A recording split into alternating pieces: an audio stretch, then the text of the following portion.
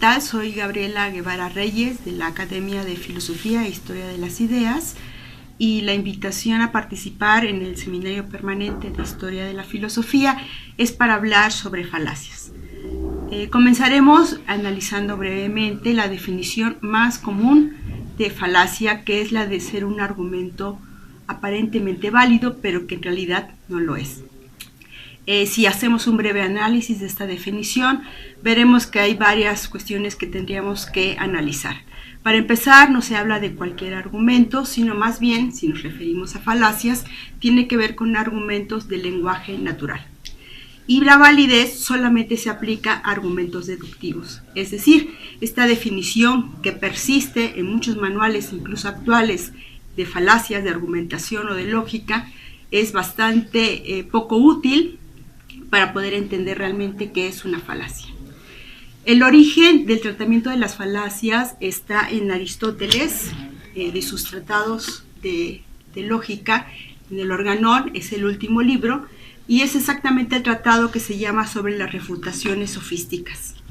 Este tratado es lo que ha pasado un poco a la historia de las falacias, y básicamente hace una distinción entre aquellas falacias que tienen que ver con algunos problemas del propio lenguaje, como la falacia del equívoco o la anfibología, y otras falacias que dependen de otros elementos un poco externos, como el de la pregunta compleja o de la petición de principio.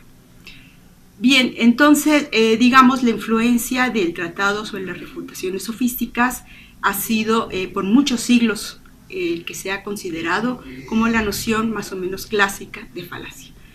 Sin embargo, en 1970, imagínense la cantidad de tiempo que pasó, realmente encontramos un tratado sobre las falacias muchísimo más teórico, más pensado, en el texto de Charles Hamblin, que se llama Falacias.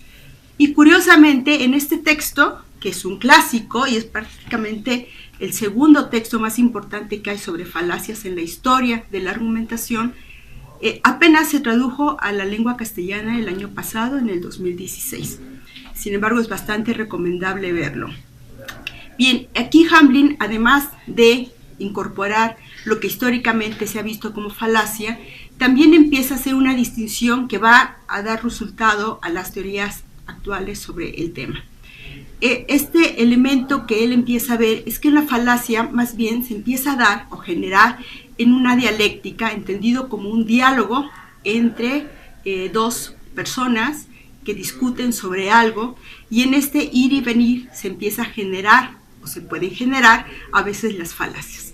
Bueno, esto empieza a dar ya un sesgo para empezar a ver las falacias no como algo que se da en un solo argumento, sino en un proceso argumentativo.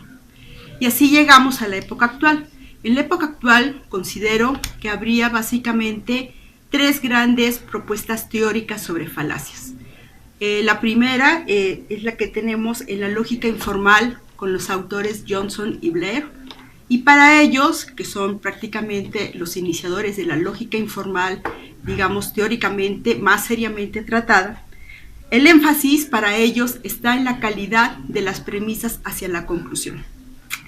Obviamente su propuesta teórica es muchísimo más amplia, pero hablando solamente sobre falacias, de ellos proponen que haya un criterio a cumplir de las premisas hacia la conclusión, y que son precisamente la aceptabilidad, la pertinencia y la suficiencia. Y si no hay o no se cumple alguno de esos elementos en las premisas, se está cometiendo una falacia. Entonces, como se verá, cambia bastante la noción de falacia tradicional aristotélica, originada en Aristóteles, con la lógica informal. Otro autor importante en la actualidad es Van Emeren y Grotenstorff, en donde para ellos lo importante es la discusión crítica, y dan una serie de elementos bajo los cuales se debe dar con cierta eficacia una discusión crítica. Si alguna de las reglas de la discusión crítica se viola, es cometer una falacia. Entonces también tenemos una perspectiva distinta. Y por último tenemos a Douglas Walton. Para Douglas Walton, cuya teoría viene de los esquemas argumentativos, una falacia consiste en no respetar alguna de las cuestiones críticas que acompañan a los esquemas argumentativos, pero a su vez permite observar en dónde se puede encontrar el error de la falacia e irlo, digamos, mejorando o arreglando el error que se pueda cometer con las cuestiones críticas. Por último, me gustaría comentar un libro que es un autor que no aparece en Historia de la Lógica, tampoco de la argumentación, uruguayo, Carlos Vaz Ferreira, que tiene un libro de 1910 y también publicado el año pasado por Palestra, que se llama Lógica Viva.